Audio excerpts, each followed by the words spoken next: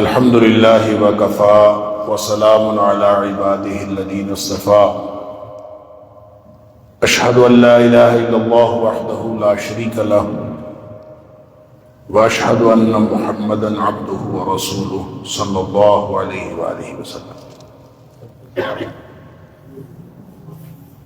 اللہم صل علی محمد وعلی آل محمد كما صليت على إبراهيم وعلى آل إبراهيم إنك حميد مجيد۔ اللهم بارك على محمد وعلى آل محمد كما باركت على إبراهيم وعلى آل إبراهيم إنك حميد مجيد۔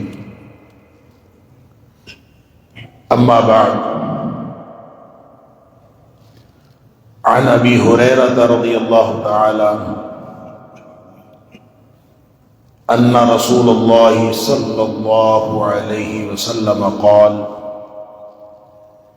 بادروا بالأعمال فتنا كقطع الليل المظلم، يصبح الرجل مؤمنا ويمسي كافرا، أو يمسي مؤمنا ويصبح كافرا، ويبيع الرجل دينه بعرض من الدنيا، رواہ مسلم۔ حضرت ابو ہریرہ رضی اللہ تعالی عنہ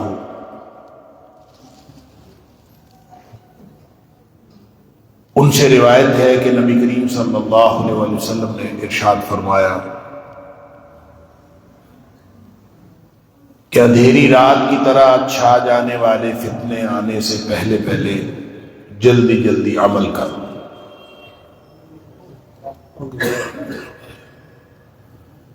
جب وہ فتنے آ جائیں گے تو پھر صورتحال یہ ہوگی کہ کوئی آدمی صبح کو مومن ہوگا، شام کو کافر ہوا پڑا ہوگا، یا پھر شام کو مومن ہوگا اور صبح کافر ہوا پڑا ہوگا، اور آدمی ان حالات میں دنیا کے چھوٹے سے فائدے کے لیے اپنا دین بیچ ڈالے گا۔ اس حدیث شریف کو امام مسلم نے اپنی الجامع الصحیح کے اندر روایت کیا ہے۔ اللہ کریم نے مجھے اور آپ کو، ہم سب کو اس دنیا میں امتحان کے لیے بھیجا ہے۔ خوشی ہو یا غم، حالات اچھے ہوں یا حالات برے، انفرادی طور پر انسان آزمائشوں کا شکار ہو یا اجتماعی طور پر، ہر لمحہ انسان کی زندگی دراصل امتحان ہے۔ بعض اوقات انسان یہ سمجھتا ہے کہ میری کوششوں کا کچھ نتیجہ مجھے ملا ہے، میں نے محنت کی، اس کا پھل مجھے ملا ہے، اور انسان اس کو اپنی کامیابی سمجھ رہا ہوتا ہے۔ یا بعض اوقات انسان یہ سمجھتا ہے کہ میں کوشش اور محنت نہیں کر سکا، جس کی وجہ سے برا نتیجہ نکلا۔ وہ اپنے اعمال کا اپنی جگہ نتیجہ تو ہوتا ہے، لیکن وہ اگلی سطح کا امتحان ہوتا ہے، اس لیے کہ یہاں یہ دنیا دار العمل ہے، یہ دار الجزا نہیں۔ دار الجزا اگلا جہان ہے، وہاں جا کے جزا ملنی۔ یہاں دنیا میں جس چیز کی کوئی جزا ملتی بھی ہے یا انسان سمجھ بھی رہا ہوتا ہے کہ میرے اعمال کا نتیجہ ہے، تو وہ نتیجہ بھی دراصل اگلی سطح کا امتحان ہوتا ہے۔ انسان اگر اس حقیقت کو سمجھ لے تو ایک لمحہ زندگی بھی ایسا نہیں ہے جب انسان ریلیکس ہو سکے کہ میں اپنی مرضی کی زندگی گزار لوں۔ اپنی مرضی کی زندگی گزارنے کا انسان کے پاس ایک لمحہ بھی نہیں، کیونکہ ہر لمحہ جانچا جا رہا ہے اور اس کا امتحان ہے۔ وہ جس لمحے اپنی مرضی کرے گا، پورا امتحان ہی اس بات کا ہے کہ ایک اللہ نے وحی الہی نازل فرمائی ہے اپنے نبی پاک صلی اللہ علیہ وسلم کے ذریعے سے، اور ہم تک پہنچائی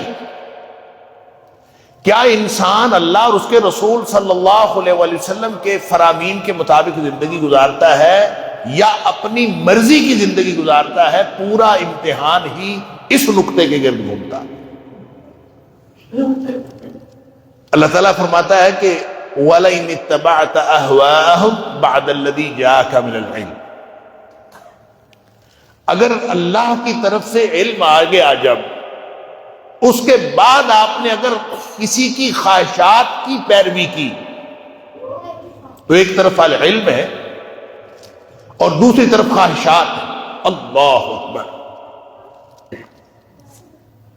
میرا بیٹا بیٹھ جائیں، آپ چپ کر کے بیٹھ جائیں، میرا بیٹا باتیں نہ کریں یار۔ اعوذ باللہ من الشیطان الرجیم۔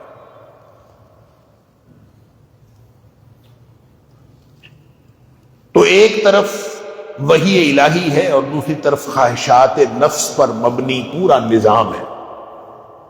اس نظام میں سے آپ نے کس پر عمل کرنا ہے؟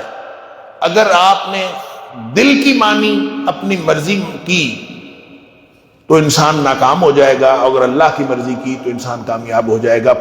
پوری زندگی کے امتحان کا مرکزی نقطہ ہی ہے۔ لہذا وہ لمحہ جس لمحے انسان اپنی مرضی کر بیٹھے، ہو سکتا ہے وہ ایک کلمہ جو اپنی مرضی سے نکال بیٹھے۔ نبی اکرم صلی اللہ علیہ وآلہ وسلم نے فرمایا کہ بعض اوقات انسان اپنی زبان سے ایک ایسا کلمہ نکالتا ہے جو اللہ کی ناراضگی کا کلمہ ہوتا ہے، اور اس کو پرواہ بھی نہیں ہوتی میں نے کیا کہا، اور وہ کلمہ ظاہر لکھنے والے تو تیار بیٹھے ہوئے اسی وقت لکھ لیتے۔ ما یلفظ من قول الا لدیہ رقیب عتید، زبان سے بات نکلتی ہے، لکھنے والا اسی وقت لکھ لیتا۔ اللہ اکبر۔ اور وہ ایک کلمہ جو اللہ کی ناراضگی کا کلمہ ہے، جب وہ اللہ کے پاس پہنچتا ہے تو اللہ تعالیٰ اس ایک کلمے کی وجہ سے اس شخص کو جہنمی لکھ دیتا۔ اس کو پرواہ بھی نہیں ہوتی میں نے کیا کہا۔ اسی طرح نبی اکرم صلی اللہ علیہ وآلہ وسلم نے فرمایا کہ بعض اوقات انسان کی زبان سے ایسا کلمہ نکلتا ہے جو اللہ کی خوشنودی کا کلمہ ہوتا ہے، اللہ کی رضامندی کا کلمہ، اور اس نے ایک بات کہی ہوتی ہے، اس کو پرواہ بھی نہیں ہوتی، اس نے سوچا بھی نہیں ہوتا بعد میں کہ میں نے یہ کہا تھا، لیکن وہ اچھا کلمہ، اللہ کی خوشنودی کا کلمہ اس کی زبان سے نکل گیا، اللہ کے دربار میں پہنچا، اور اللہ اس ایک کلمے کی وجہ سے اس کو جنتی لکھ دیتا۔ گویا ہر لمحہ جنت اور جہنم کے فیصلے ہو رہے ہیں، ہر لمحہ انسان یا جنت کے قریب ہو رہا ہے یا جہنم کے قریب ہو رہا ہے۔ حالات جس طرح کے بھی ہوں، آپ خوشیاں منا رہے ہوں تو ہو سکتا ہے اللہ تعالیٰ معاف فرمائے، ہمارے ہاں جشن چل رہے ہوں تو ہو سکتا ہے وہ جشن ہمیں جہنم کے قریب کر دینے والے ہوں، ہمارے ہاں ہو سکتا ہے سوگ منایا جا رہا ہو اور وہ سوگ ہمیں جنت کے قریب کر دینے والا ہو۔ حالات یہاں کے جس طرح کے مرضی ہوں، اصل معاملہ یہ ہے کہ ہم جنت کے قریب ہو رہے ہیں یا جہنم کے قریب ہو رہے ہیں۔ اللہ، یہ پوری زندگی کا جو امتحان کا فلسفہ یہ۔ لیکن بعض اوقات یہ تو عمومی زندگی ہے، یہ تو عام حالات ہیں کہ انسان پیدائش سے لے کر موت تک ایسے حالات میں جکڑا ہوا ہے کہ ہر لمحے زندگی امتحان ہے۔ یعنی وہ یہ نہ سمجھے کہ میری زندگی فلاں بات، اس کا جنت جہنم کے ساتھ کیا تعلق، ہر چیز کا تعلق، ہر لمحہ جو گزارا جا رہا ہے اگر وہ کام جنت میں لے جانے والا نہیں تو وہ لازماً جہنم میں لے جاتا، اس لیے کہ دو ہی تو گھر ہیں، تیسری جگہ ہوتی تو ہم کہتے کہ بعض چیزیں جو ہیں وہ تیسرے گھر میں لے جانے والی ہیں، تیسری جگہ تو ہے کوئی نہیں۔ جب گھر دو ہیں، ایک جنت ہے ایک جہنم ہے، اور حتمی فیصلہ یہی ہونا ہے، تو کوئی شخص یہ نہ سمجھے کہ میں یہ جو کام کر رہا ہوں اس کا جنت جہنم کے ساتھ کوئی تعلق نہیں ہے، یہ پوری زندگی ہے ہی امتحان۔ یہ تو عام حالات کی بات ہے، عام حالات میں ہم جو زندگی گزار رہے ہوتے ہیں اس میں یہ کچھ ہو رہا ہوتا ہے، لیکن بعض اوقات حالات خاص ہو جاتے ہیں۔ اللہ اکبر۔ جب حالات خاص ہوتے ہیں تو امتحان زیادہ سخت ہو جاتا ہے، اور جتنا حالات خاص ہوتے جائیں امتحان اتنا سخت ہوتا چلا جائے۔ تو ایسے ہی کچھ حالات کے بارے میں نبی پاک صلی اللہ علیہ وسلم صحابہ کرام کو بتایا کرتے تھے، مستقبل کے حالات کے بارے میں بتایا کرتے تھے، ایسے حالات ہو سکتے ہیں، ایسے حالات ہو سکتے ہیں۔ تو نبی اکرم صلی اللہ علیہ وسلم نے جتنی باتیں مستقبل کے حوالے سے بتائی ہیں وہ ہو سکتا ہے کہ وہ تمثیلی انداز میں بتائی ہیں، اور ہو سکتا ہے کہ حقیقی انداز میں بتائی ہیں۔ اس لیے نبی پاک صلی اللہ علیہ وسلم نے جتنی بھی باتیں بتائی ہیں وہ دراصل نصیحت کے لیے بتائی ہیں۔ ان کا کلی تعین نہیں ہم کر سکتے کہ اس سے مراد فلاں زمانہ، فلاں وقت اور فلاں آدمی، فلاں جگہ ایگزیکٹلی وہ اس سے مراد ہے۔ وہ بھی مراد ہو سکتا ہے، کوئی اور بھی مراد ہو سکتا ہے، آنے والا زمانہ مراد ہو سکتا ہے، یہ زمانہ بھی مراد ہو سکتا ہے، اس سے پچھلا زمانہ مراد ہو سکتا ہے، کوئی بھی مراد ہو سکتی ہے۔ ہم اس کے لیے کلی تعین نہیں کر سکتے، لیکن جو بات بھی نبی پاک صلی اللہ علیہ وسلم نے فرمائی ہے اصل میں فرمائی اس لیے ہے کہ تاکہ تم نصیحت حاصل کرو۔ تو ان باتوں میں سے ایک بات نبی پاک صلی اللہ علیہ وسلم کی ایک حدیث میں نے آپ کے سامنے رکھی ہے کہ جو مسلم شریف کی روایت ہے، نبی پاک صلی اللہ علیہ وسلم نے فرمایا کہ اعمال کرنے میں جلدی کرو، تاریخ نہ ڈالا کرو کہ میں کل کر لوں گا، میں پرسوں کر لوں گا، رمضان آئے گا پھر میں شروع کروں گا، عمرے پہ جاؤں گا پھر میں داڑھی رکھوں گا، اس کے بعد میں نماز شروع کر لوں گا، پھر میں حج کے لیے میں نے درخواست دی ہوئی ہے، جب آئے گا تب میں کر لوں گا۔ اللہ اکبر! پوری حیات، پوری زندگی انسان تاریخیں ڈالتا رہتا ہے کہ شاید مجھے کوئی آئیڈیل ماحول مل جائے گا، اور آئیڈیل ماحول ملے گا پھر میں عمل کروں گا۔ نبی اکرم صلی اللہ علیہ وسلم فرماتے ہیں بادروا بالاعمال فتنا، فتنے آنے والے ہیں، اس سے پہلے پہلے عمل کرو۔ اور جو لمحہ موجود اللہ نے عطا فرمایا اس لمحہ موجود کو استعمال کر لو اور اپنی جہنم کو جنت بنا لو، اور جنت کو اپنے قریب کر لو۔ یہ موقع ہے، بادروا بالاعمال فتنا، فتنے آنے سے پہلے پہلے عمل کر لو جتنی، لہذا عمل کرنے میں جلدی کرنی چاہیے۔ عمل کرنے کے لیے تاریخ نہیں ڈالنی چاہیے کہ میں کل کروں گا، پرسوں کروں گا، ترسوں کروں گا، فلاں تاریخ کو کروں گا، فلاں کہے گا تو کروں گا، فلاں معاملہ اس کو دوسرے واقعات کے ساتھ انسان جوڑتا چلا جاتا ہے، فلاں ہوگا تو میں کروں گا۔ جو اس طرح کرتے ہیں وہ پھر بالآخر فتنے کا شکار ہو جاتے ہیں۔ اللہ اکبر! بالآخر وہ فتنے کا شکار ہو۔ اور اگر انسان فتنے کا شکار ہو گیا تو نبی کریم صلی اللہ علیہ وسلم فرمایا فتنے پتہ کیسے آنے ہیں؟ قطع اللیل المظلم، اندھیری رات چھا جانے والی، اندھیری رات کی طرح چھا جانے والے فتنے ہوں گے۔ اور اندھیری رات کا مطلب یہ ہے کہ اندھیری رات میں سجھائی کچھ نہیں دیتا نا۔ رات کا اندھیرا ہو، انسان کو راستہ بھی نہ پتا ہو، اس نے کسی راستے پہ جانا ہو، جس راستے کے بارے میں معلوم ہوتا ہے وہ بھی اندھیری رات میں سمجھ نہیں آتا۔ اندھیری رات میں کوئی چیز سجھائی نہیں دیتی۔ جب اندھیرا ہو جاتا ہے تو پھر کچھ سجھائی نہیں دیتا کہ میں نے کدھر کو جانا تھا اور کدھر کو نہیں جانا۔ اگر اندھیری رات چھا گئی تو گویا نبی پاک صلی اللہ علیہ وسلم فرما رہے ہیں کہ جب انسان فتنے کا شکار ہو جاتا ہے تو فتنے اس قدر چھا جاتے ہیں جیسے اندھیری رات چھا گئی، اور اس کے بعد انسان کو کچھ سجھائی نہیں دیتا، راستہ نہیں ملتا۔ تو اندھیری رات آنے سے پہلے پہلے عمل کر لو جتنا عمل ہوتا ہے۔ اللہ اکبر! یہ تو دو جو ابتدائی تشبیہات ہیں اس حدیث کے اندر، کہ ایک تو وقت جو اللہ نے لمحہ موجود عطا کیا ہے، اس کو اس سے استفادہ کر لو، اگلے لمحے کا کچھ نہیں پتا، کہ جو اگلے لمحے پر ہم چھوڑ دیتے ہیں ٹال دیتے ہیں۔ نماز قضا ہو گئی، وہ کہتا ہے زور کی نماز قضا ہوئی تو کل والی زور کے ساتھ پڑھ لیں۔ سبحان اللہ! کل تک جینے کا سرٹیفکیٹ لیا ہوا ہے اللہ سے، کس بنیاد پر کل پڑھ لینا؟ اور اب جی یہ جو ممنوع وقت ہے نماز کا، اللہ اکبر! سورج طلوع ہوتے وقت اور نصف النہار کے وقت اور سورج غروب ہوتے وقت، یہ 3 ممنوع اوقات ہیں کہ اس دوران نماز نہیں پڑھنی۔ لیکن یہ معلوم ہے آپ کو کہ یہ جو ممنوع ہے نا، یہ سنتوں اور نوافل کے لیے ممنوع ہے، فرائض کے لیے ممنوع نہیں۔ فرض کے لیے کوئی وقت ممنوع نہیں۔ بھئی آپ کا فرض رہتے ہیں، کیسے رہ گئے؟ 2 وجہ سے رہ سکتے۔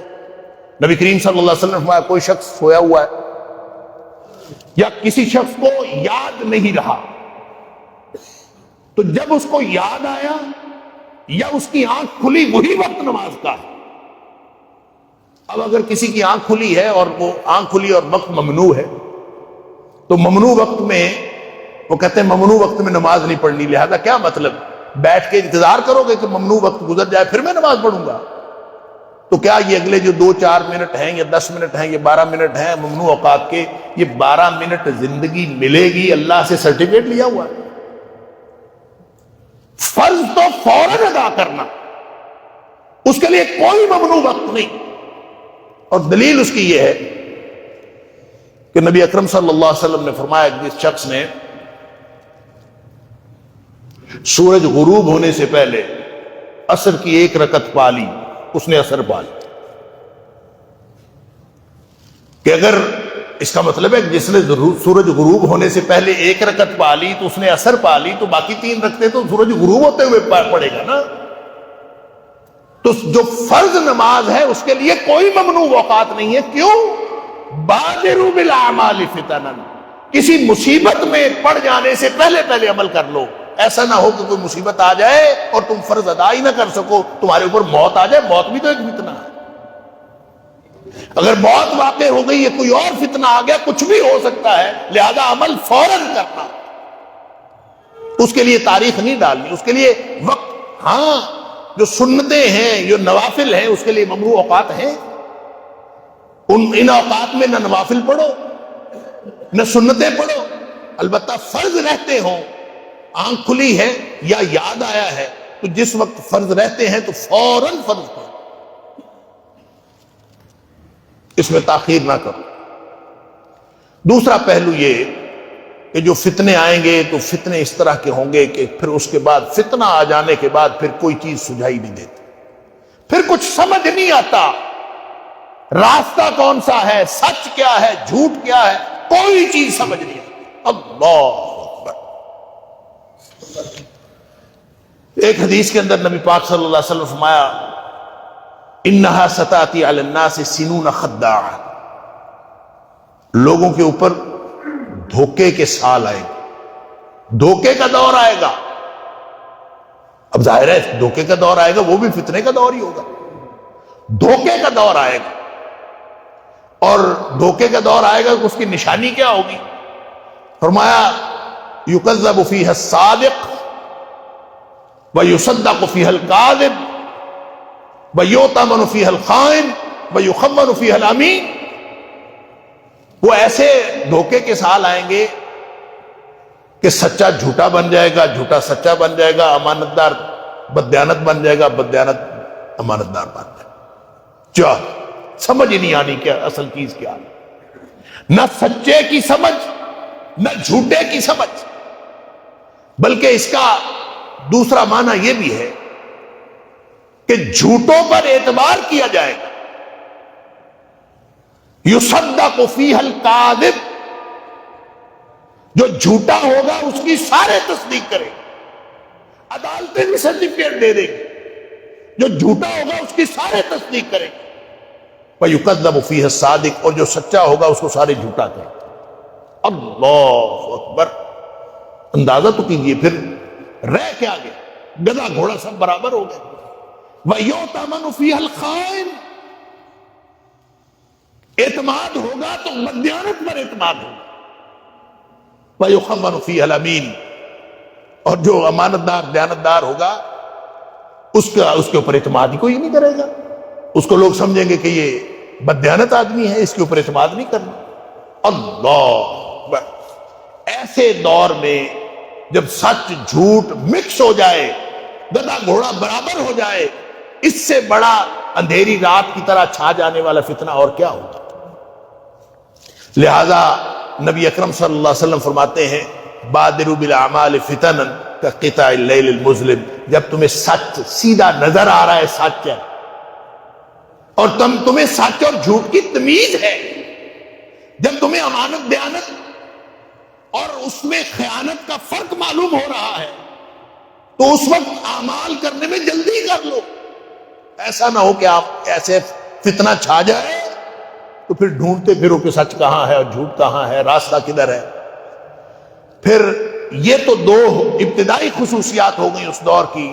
پھر نبی پاک صلی اللہ علیہ وسلم نے جو اگلی بات فرمائی وہ تو انتہا درجہ کی الارمنگ اور خطرناک.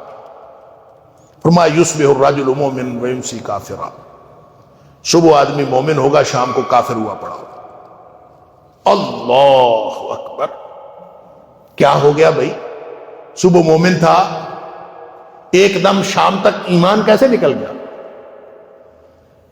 صبح سے شام تک کیا ایسا ہوا کہ ایمان دل سے نکل گیا، آدمی کافر ہو گیا؟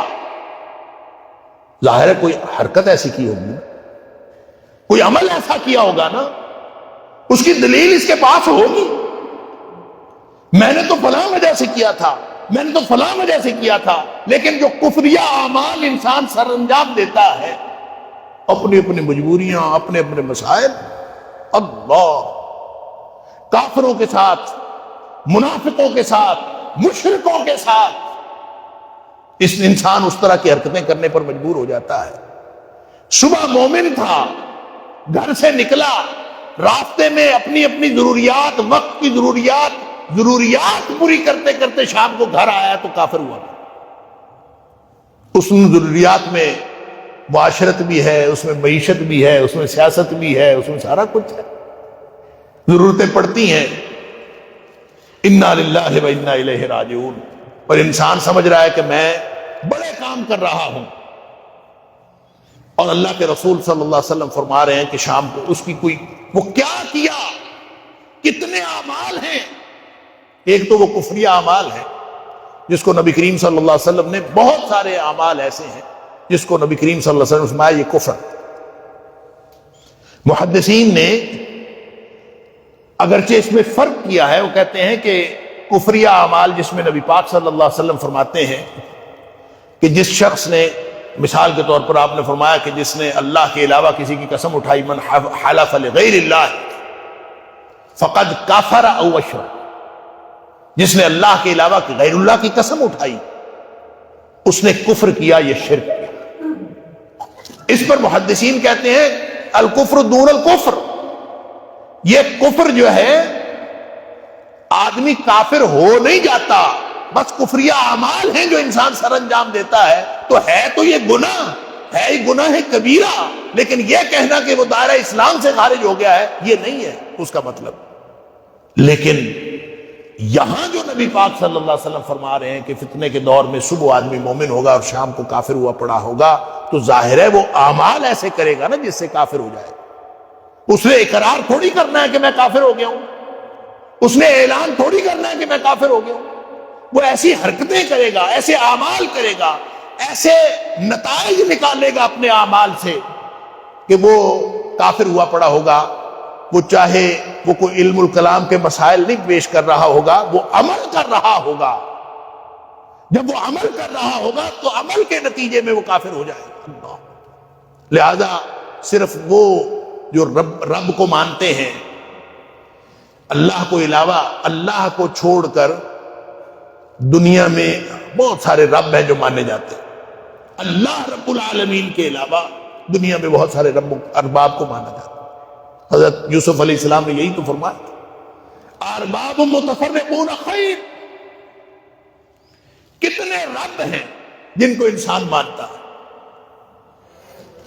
جو مشرکین مکہ تھے نا، وہ تو بڑے معصوم مشرک تھے. معصوم مشرک اس اعتبار سے کہ ان سے پوچھا جاتا تھا نا تو وہ مان جاتے تھے. نبی اکرم صلی اللہ علیہ وسلم نے فرمایا عمران بن حسین کے والد ابو عمران نبی کریم صلی اللہ علیہ وسلم کو ملے، اس وقت مسلمان نہیں ہوئے تھے. انہوں نے پوچھا ابو عمران کتنے خداؤں کو مانتے؟ کہتے ہیں 7 خداؤں کو مان. کون سے؟ کہتے ہیں ایک بڑا جو آسمانوں میں ہے اور 6 چھوٹے جو زمین میں ہیں.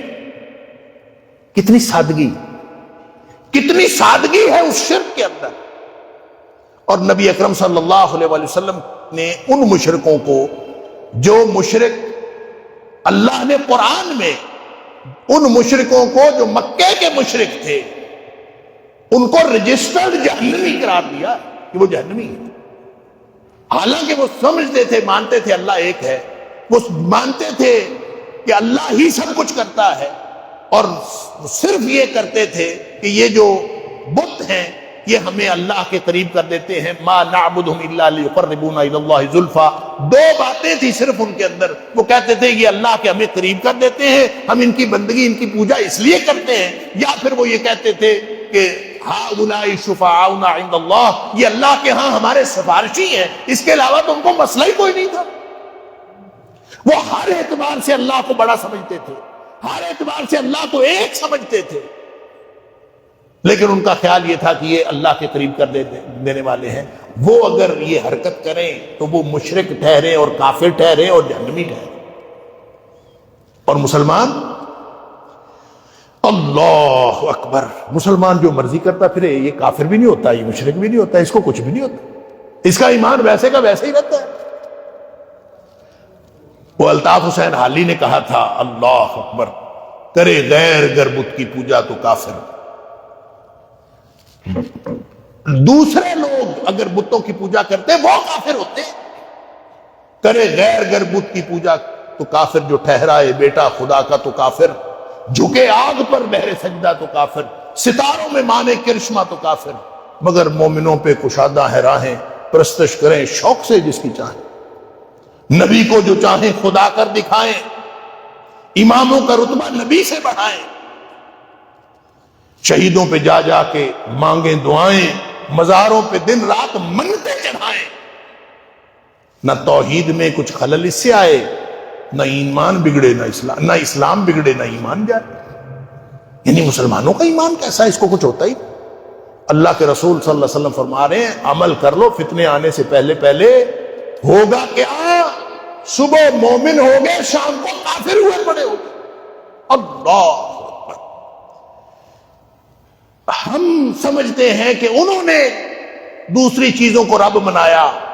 ہم کتنے زندہ رب، کتنے مردہ رب، کتنے بنائے پھرتے ہیں. اللہ کو چھوڑ کر کتنی چیزوں پر امیدیں ہیں. وہ اقبال نے کہا تھا، بتوں سے تجھ کو امیدیں، خدا سے نومیدی. مجھے بتا تو صحیح اور کافری کیا ہے. سارا دن ہم کہتے ہیں فلاں ہمارا کام کر دے گا، فلاں کے ذریعے سے ہو جائے گا، فلاں ہو جائے گا. ایک بات بتائیں مجھے، آپ بھی اور میں بھی، ہم سب، ایک کوئی مشکل پڑے، اللہ تعالیٰ ہر طرح کی مشکل سے بچائے. کوئی مشکل پڑے تو پہلا خیال کیا آتا ہے؟ پہلا خیال اللہ کا آتا ہے؟ یا مشکل پڑے تو پہلا خیال یہ آتا ہے کہ میں فلاں کے پاس چلا جاؤں، میں فلاں کے پاس جاؤں. بینک بیلنس کی طرف خیال آتا ہے. مشکل پڑی ہے، پیسے بینک میں پڑے ہیں کہ نہیں پڑے، فلاں کام ہے کہ نہیں، گاڑی کھڑی ہے کہ نہیں، فلاں معاملہ ہے کہ نہیں. اگر پہلا خیال مشکل میں اللہ کا نہیں آیا تو آپ کیسے مسلمان؟ میں بھی اور آپ بھی، ہم کیسے مسلمان ہیں اگر مشکل پڑنے پر پہلا خیال الیس اللہ بکاف عبدہ. اللہ پوچھتا ہے، اللہ اپنے بندے کے لیے کافی نہیں ہے. اگر خیال مادی چیزوں کا آتا ہے اور مادی چیزوں میں انسان گھس کے رہ جاتا ہے اور اسی میں مشغول رہتا ہے اور خیالات بھی اسی کے آتے ہیں، تو پھر وہ اپنے ایمان کی فکر کر لے. اللہ تعالیٰ معاف فرمائے. صبح مومن ہوا پڑا ہوگا، شام کو کافر ہوا پڑا ہوگا. سارا دن انسان جو اعمال کرتا ہے، ہر عمل کو سوچ کر، دیکھ کر، پرکھ کر پھر کرنے کی ضرورت ہے. ایسا نہ ہو کہ اس کے نتیجے میں انسان کہیں ایمان سے کفر میں چلا جائے. دوسری بات نبی پاک صلی اللہ علیہ وسلم فرمائی کہ او یمسی مومنن ویصبح کافرا، یا رات کو مومن ہوگا، صبح کافر ہوگا. اچھا دن کو تو چلے انسان گھر سے نکلتا ہے، ہزار قسم کے مسائل ہوتے ہیں، مسائل میں گھرا ہوا ہوتا ہے، مختلف لوگوں سے ملتا ہے، مختلف اعمال کا امکان ہوتا ہے. یہ رات کو کیا ہوا کہ رات کو اچھا بڑا مومن تھا، صبح ہوئی تو کافر ہو گیا؟ یہ نبی پاک صلی اللہ علیہ وسلم نے اس دور میں نہیں فرمایا، صحابہ کے دور میں. آپ نے فرمایا جب فتنے آئیں گے پھر ایسا ہوگا. تو رات کو آج کل کیا ہوتا ہے؟ صحابہ کے دور کی راتیں کیا تھیں؟ اللہ اکبر. نبی اکرم صلی اللہ علیہ وسلم نے فرمایا، ابن ماجہ کی روایت ہے، اللہ اکبر، فرمایا کہ میں تم میں سے ایسے لوگوں کو جانتا ہوں، اپنی امت میں سے ایسے لوگوں کو جانتا ہوں جو قیامت والے دن پہاڑوں کے برابر، تہامہ کے پہاڑ، بہت اونچے پہاڑ، تہامہ کے پہاڑوں کے برابر نیکیاں لے کر آئیں گے. فَيَجْعَلُهَا اللَّهُ هَبَاءً مَنْثُورًا، اللہ تعالیٰ ان ساری نیکیوں کو گرد و غبار بنا کے اڑا دے، سارے ہی اعمال ضائع. اللہ اکبر. ڈر گئے صحابہ کرام. اللہ کے رسول صلی اللہ علیہ وسلم ان کے بارے میں بتا دیجیے، ان کی نشانی بتا دیجیے تاکہ ہم بچ جائیں، ہم ان میں سے نہ ہو. نبی اکرم صلی اللہ علیہ وسلم فرمایا تمہارے جیسے ہیں، تمہارے جیسے اعمال کرنے والے ہیں، جو کچھ تم کرتے ہو وہی کچھ کرنے والے. تو پھر فرق کیا ہے؟ فرمایا فرق یہ ہے اذا خلوا بمحارم اللہ انتہکوها، جب تنہائی میں ہوتے ہیں تو اللہ کی حرمتوں کو پامال کرتے ہیں، تنہائی میں اللہ کی حرمتوں کو پامال کرتے. اب یہ حدیث صحابہ کرام نے بھی سنی.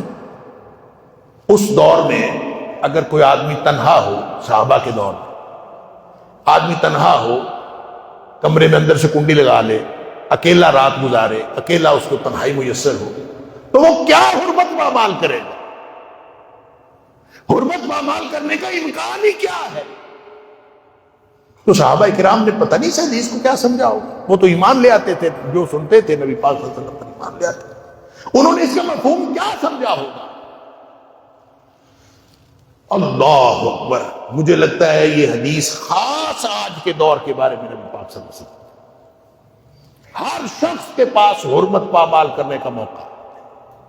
جب آج کی تنہائی ہے تو حرمت پامال کرنے والی تنہائی آج کی. اور کیا چھوٹا، کیا بڑا، کیا پڑھا لکھا، کیا ان پڑھ، سارے ہی اب تو لگتا ہے کہ سارے ہی اس میں انوالو ہو گئے ہیں. اللہ تعالیٰ معاف فرمائے. اور خاص طور پر راتوں کو. تو رات کو آدمی مومن ہوگا، صبح کافر ہوا پڑا ہوگا تو کوئی ایسی حرکت ہی کرے گا نا تنہائی میں. اللہ، اور اللہ تعالیٰ ہمیں اپنی تنہائیاں پاک کرنے کی توفیق عطا فرمائے. یہ جو فتنے کے دور ہے، فتنے کا جو اندھیری رات کی طرح چھا جانے والے فتنے ہیں، نبی اکرم صلی اللہ علیہ وسلم فرما رہے تو اس سے پہلے پہلے عمل کر. فتنے آ گئے تو پھر عمل کی گنجائش ختم ہو جاتی. پھر اس کی ایک اور خصوصیت بتائی، وَيَبِيعُ الرَّجُلُ دِينَهُ بِعَرَضٍ مِّنَ الدُّنْيَا، دن رات ایمان کے سودے ہوں گے. اللہ اکبر. عدالتیں دیکھ لیں، قانون نافذ کرنے والے ادارے دیکھ لیں، آپس کی ڈیلنگز دیکھ لیں، آپس کے معاملات دیکھ لیں، آپس کے لین دین دیکھ لیں، دیوانی مقدمات دیکھ لیں یا فوجداری مقدمات، جتنے بھی معاملات آپس میں چل رہے ہیں. اللہ اکبر. ایمان بچانا کتنا مشکل ہو گیا. چھوٹے چھوٹے سودے، ایمان کے سودے، چھوٹی چھوٹے فائدے کے لیے ایمان کا سودا انسان کا. اللہ، گویا وہ جو نبی پاک صلی اللہ علیہ وسلم نے پیچھے فرمایا نا کہ آدمی صبح مومن ہوگا، شام کو کافر ہوا پڑا ہوگا، تو لگتا ہے کہ سارا دن ایمان کے سودے ہوتے پھرے. کہاں کہاں انسان چھوٹی چھوٹی بات پہ ایمان بیچ دیتا. ایک بات آپ بتائیں، مومن کبھی جھوٹا ہو سکتا ہے؟ نبی کریم صلی اللہ علیہ وسلم فرمایا تھا مومن جھوٹا نہیں ہو سکتا. صحابی نے پوچھا اللہ کے رسول صلی اللہ علیہ وسلم مومن کنجوس ہو سکتا ہے؟ آپ فرمایا ہو سکتا ہے. کیا مومن بزدل ہو سکتا ہے؟ آپ نے فرمایا ہو سکتا ہے. تو کیا مومن جھوٹا ہو سکتا ہے؟ فرمایا لا، مومن جھوٹا نہیں ہو سکتا۔ تو کیا خیال ہے میں اور آپ ہم سب اپنی زندگیوں پہ نگاہ ڈالیں، جھوٹ کوئی نہیں۔ مجھے یوں لگتا ہے کہ یہ موبائل فون ہے نا، سب سے بڑا جھوٹ بلوانے والا آلہ یہ موبائل فون۔ اگلے بندے کو چارنا تو مسئلہ ہی کوئی نہیں، گھر سے نکلے نہیں ہوتے تو بس میں پہنچنے والا ہوں، یہ جھوٹ تو جھوٹ ہی کوئی نہیں ہے نا، بس میں پہنچنے والا ہوں، حالانکہ گھر سے نہیں نکلے۔ یہ چھوٹی چھوٹی باتیں ہیں، سارا دن جب یہ کرتا رہے انسان تو جو چھوٹے چھوٹے گناہ ان کے اوپر انسان، صغیرہ گناہوں کے اوپر جب انسان اصرار کرتا ہے اور اس کی تکرار کرتا ہے تو وہ کبیرہ گناہ بن جاتے ہیں، اور جب انسان کے معمول کا حصہ بنتے ہیں تو یہی تو کفر ہے، کیونکہ مومن ہے تو جھوٹا نہیں، جھوٹا ہے تو مومن نہیں۔ ابن مسعود رضی اللہ تعالیٰ عنہ فرماتے ہیں، اور اکثر محدثین نے کہا کہ مرفوع حدیث ہے، فرمایا کہ یتبع الرجل یتبع المؤمن علی کل خلق، یتبع المؤمن علی کل خلق، مومن کے اندر ہر اخلاقی عیب ہو سکتا ہے۔ ظاہر ہے اللہ نے جیسا بنایا ہے، کسی کو بڑبولا بنایا ہے، کسی کو خاموش کم گو بنایا ہے، کسی کو اللہ نے غصے والا بنایا ہے، کسی کو اللہ تعالیٰ نے غصہ دیا ہی نہیں، کسی کو کیسا کسی کو کیسا، تو مومن کوئی کیسا کوئی ایسا، اب دیکھ لیں کوئی نفسیاتی طور پر کس طرح کا ہے کوئی کس طرح کا، تو ہر اخلاقی عیب ہو سکتا ہے مومن کے اندر، سوائے دو باتوں کے، دو باتیں مومن کے اندر نہیں ہو سکتی، الا الکذب والخیانہ، بددیانت نہیں ہو سکتا مومن، مومن بددیانت نہیں ہو سکتا اور جھوٹا نہیں ہو سکتا، جھوٹ اور بددیانتی مومن کے اندر نہیں ہو سکتی۔ اور اگر ہمارے اندر بددیانتی بھی ہے اور اگر ہمارے اندر جھوٹ بھی ہے تو پھر ایمان کہاں ہے؟ بددیانتی اور جھوٹ بولنے والا مومن نہیں ہے، اور جس کی زندگی جھوٹ پر چلتی ہے اللہ تعالیٰ معاف فرمائے۔ اور یہ جو چلاکیاں کرنی کسی کے ساتھ، کسی کو کیسے کہہ دیا، کسی کو کیسے کہہ دیا، کسی کو، اللہ تعالیٰ نے قرآن فرمایا قولوا قولا سدیدا یا ایھا الذین آمنوا اتقوا اللہ وقولوا قولا سدیدا، ایمان کا دعویٰ کرنے والوں اللہ سے ڈرو اور بات کیا کرو نہایت سیدھی۔ اس کا مطلب پتہ کیا ہے؟ ہر سچی بات سیدھی نہیں ہوتی، آدمی سچی بات کر رہا ہوتا ہے اور اس کو بھی سیدھے طریقے سے نہیں کرنا ہوتا۔ اب جو بھی کوئی شخص، ایک تو بات سچی ہونی ضروری ہے، دوسرا سیدھی ہونی ضروری ہے، اور سیدھی کا مطلب پتہ کیا ہے؟ سدید، سہم سدید، عربی میں کہتے ہیں سہم سدید، دو اعتبار سے سہم سدید کہتے ہیں، ایک تو تیر اپنی دم سے لے کر اپنا نوک تک وہ بالکل سیدھا ہوتا ہے، اس کے اندر انحراف نہیں ہوتا، وہ مڑا توڑا نہیں ہوتا، سیدھا ہوتا۔ دوسرا یہ ہے کہ تیر جب فائر کیا جاتا ہے تو وہ فائر کرنے سے لے کر اپنے ٹارگٹ تک وہ یوں پہنچتا ہے، کبھی یہ نہیں ہوتا کبھی ادھر چلا گیا کبھی ادھر چلا گیا کبھی ادھر چلا گیا اور پھر پہنچے، وہ سیدھا ہی پہنچتا ہے، سیدھا جائے گا تو پہنچے گا، ادھر ادھر جا کے تو نہیں پہنچے۔ تو اس کا مطلب پتہ کیا ہے؟ سیدھی بات وہ ہوتی ہے جو اگلا بندہ سمجھ رہا ہوتا ہے نا، وہی آپ کہہ رہے ہو تو پھر وہ سیدھی ہوتی ہے۔ اگر آپ کچھ جو بھی کہہ رہے ہیں آپ اگلے بندے کو چکر دے رہے ہیں تو یہ سیدھی بات نہیں ہے، اور یہ ایمان کے منافی ہے۔ نبی پاک صلی اللہ علیہ وسلم فرمایا المکر والخدیۃ فی النار، لوگوں کو چلاکیاں کرنے والا اور دھوکے کرنے والا وہ جہنم میں جائے گا۔ اللہ نے مزاج بنائے ہیں، کوئی چلاکیاں کرنے جانتا ہے، کوئی چلاکیاں کرنے نہیں جانتا، کوئی سادہ آدمی ہوتا ہے، بھولا بادشاہ ہوتا ہے، کوئی آدمی تیز چلاک ترار ہوتا ہے، لیکن تیز چلاک ترار اللہ نے بنا دیا ہے تو وہ بھی امتحان ہے، کرنی نہیں ہے چلاکی۔ قیس بن سعد رضی اللہ تعالیٰ عنہ ایک صحابی تھے، اللہ نے صلاحیت دی ہوگی، اللہ تعالیٰ نے طبیعت کے اندر تیزی چلاکی رکھی ہوگی؟ فرماتے ہیں کہ اگر میں نے نبی پاک صلی اللہ علیہ وسلم سے یہ نہ سنا ہوتا نا کہ المکر والخدیۃ فی النار، کہ چلاکیاں کرنے والا اور دھوکہ دینے والا جہنم میں جائے گا، اگر میں نے یہ نہ سنا ہوتا لَكُنْتُ مِنْ أَمْكَرِ النَّاسِ، میں دنیا کائنات میں سب سے زیادہ چلاکیاں کرنے والا ہوں، بندوں کو چار دیتا میں، لیکن میں نے نہیں چارنا۔ کیوں؟ نبی پاک صلی اللہ علیہ وسلم منع کیا ہے کہ جو اس طرح کرتا ہے وہ جہنم میں لے گا۔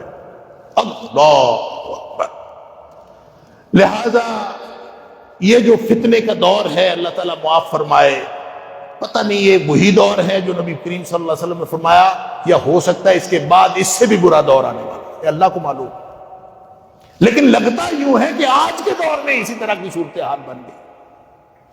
امتحان مشکل ہو جاتا ہے، جب فتنے چھا جاتے ہیں تو امتحان مشکل ہو جاتا ہے، اور اس مشکل میں جب مومن جو ہوتا ہے، جس کو اللہ تعالیٰ نے ایمان دیا ہوتا ہے، مومن کے لیے جو مشکل حالات ہیں وہ مزید اجر کا باعث بنتے ہیں، مومن کے لیے امتحان میں مزید کامیابی کا باعث بنتے ہیں، اس لیے کہ مومن اس میں صبر کرتا ہے۔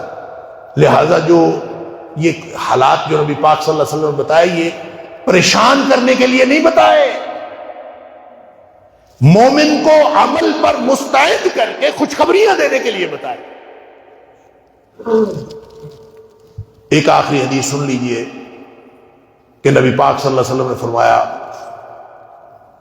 صحابہ اکرام بیٹھے تھے، آپ نے فرمایا ان من ورائکم ایام الصبر، میرے صحابہ تمہارے بعد ایک دور آنے والا ہے جو ڈٹنے کا دور ہے، ایام الصبر، ڈٹنے کے دن آنے والے۔ صبر تو ہر دور میں ہی ہوتا، لیکن اس کا مطلب ہے مشکل حالات میں صبر زیادہ مشکل ہوتا۔ تین ہی تو صبر کی قسمیں ہیں کہ اللہ اس کے رسول صلی اللہ علیہ وسلم کی اطاعت میں صبر کرنا، گناہوں سے بچنے کے لیے صبر کرنا، اور مصیبتوں پہ صبر کرنا۔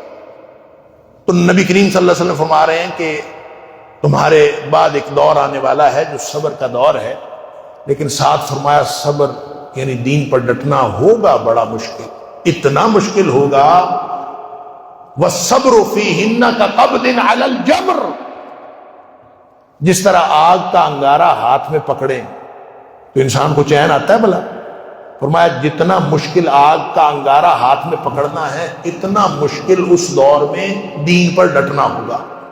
اللہ اکبر۔ اللہ کو معلوم ہے کہ ہم اس دور میں پہنچ چکے ہیں، یہ اس کے بعد یہ دور آنے والا ہے۔ لگتا یوں ہے کہ یہ شاید یہی دور ہے، یہ آیا چاہتا ہے کہ اللہ کے دین پر ڈٹنا آگ کا انگارہ ہاتھ میں پکڑنے کے مترادف ہوا پڑا، لیکن ساتھ نبی کریم صلی اللہ علیہ وسلم نے فرمایا لِلْعَامِلِ فِيهِنَّ أَجْرُ 50، یہ جو مشکل حالات ہوتے ہیں مومن کے لیے خوشخبری والے حالات ہوتے ہیں۔ فرمایا مشکل تو بہت ہوگا اس دور میں عمل کرنا، لِلْعَامِلِ فِيهِنَّ أَجْرُ 50، لیکن اس مشکل دور میں جو مومن عمل کرے گا اس کو 50 لوگوں جتنا اجر ملے گا۔ صحابی پوچھتا ہے اللہ کے رسول صلی اللہ علیہ وسلم 50 منا او 50 منہم، یہ 50 لوگوں جتنا جو اجر ملنا ہے، یہ 50 لوگ اس دور کے 50 لوگ ہیں یا ہمارے دور کے 50 لوگ؟ نبی کریم صلی اللہ علیہ وسلم فرمایا 50 منکم، ہے میرے صحابہ تم 50 صحابہ جتنا اجر ملے گا جو اس دور میں دین پر۔ اللہ تعالیٰ مجھے اور آپ کو، ہم سب کو اس مشکل حالات میں بھی سرخرو ہونے کی توفیق عطا فرمائے۔ وآخر دعوانا الحمدللہ رب العالمین۔